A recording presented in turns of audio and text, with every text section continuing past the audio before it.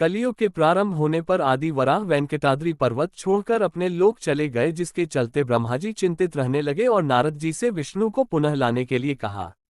नमस्कार मेरे प्यारे भाइयों साथियों, कथा ज्ञान चैनल को सब्सक्राइब, वीडियो लाइक कर देना। नारद एक दिन गंगा के तट पर गए, जहां पर ऋषि इस बात को लेकर भ्रम में थे कि हमारे यज्ञ का फल त्रिदेवों में से किसे मिलेगा। नारद जी ने उनके शंका समाधान हेतु भृगु को यह कार्य सौंपा।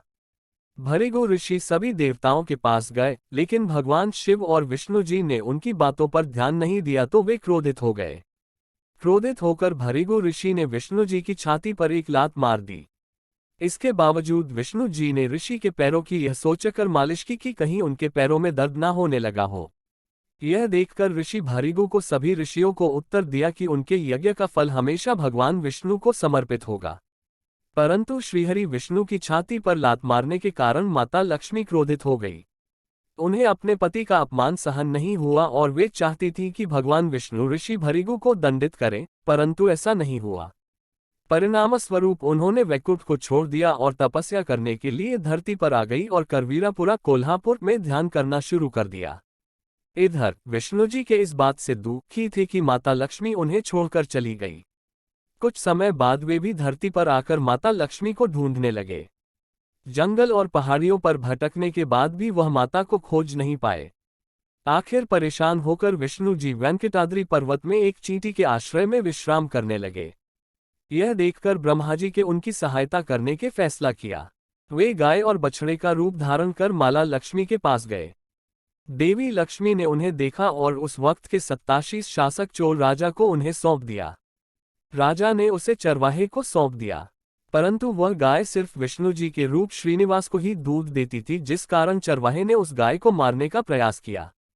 तब श्रीनिवास ने चरवाहे पर हमला करके गाय को बचाया और क्रोधित होकर उन्होंने चोल राजा को एक राक्षस के रूप में जन्म लेने का श्राप दे दिया। राजा ने दया की प्रार्थना की, तब श्रीनिवास ने कहा कि राजा को दया तब मिलेगी जब वह अपनी बेटी पद्मावती का विवाह मुझसे करेगा। जब यह बात देवी लक्ष्मी पद्मावती को पता चली तो वे वहां आई और तब उन्होंने श्रीहरि को पहचान लिया, और जिसके बाद भगवान विष्णु और लक्ष्मी जी एक दूसरे से लिपट गए और इसके बाद वे पत्थर में बदल गए। फिर ब्रह्माजी और शिवजी ने हस्तक्षेप करके लोगों को इस अवतार के उद्देश्य से अवगत कराया। कहते हैं कि किसी काल में श्रीहरि विष्णु ने वेंकटेश्वर स्वामी के रूप में अवतार लिया था। यह भी कहा जाता है कि कलयुग के कष्ट से लोगों को बचाने के लिए उन्होंने यह अवतार लिया था। इसीलिए भगवान के इस रूप में मां लक्ष्मी भी समाहित है। इसीलिए यहाँ बालाजी को स्त्री और पुरुष दोनों के वस्त्र पहनाने की यहाँ परंपरा है।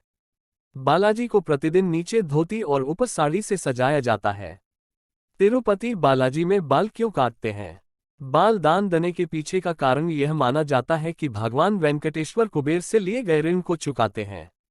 कथा अनुसार जब भगवान वेंकटेश्वर का पद्मावती से विवाह हुआ था, तब एक परंपरा के अनुसार वर को शादी से पहले कन्या के परिवार को एक तरह का शुल्क देना होता था, लेकिन भगवान वेंकटेश्वर ये शुल्क देने में असमर्थ थे। इसलिए उन्होंने कुबेर देवता से ऋण लेकर पद्मावती से विवाह किया और वचन दिया कि कलयुग के अंत तक वे कुबेर का सारा ऋण चुका देंगे।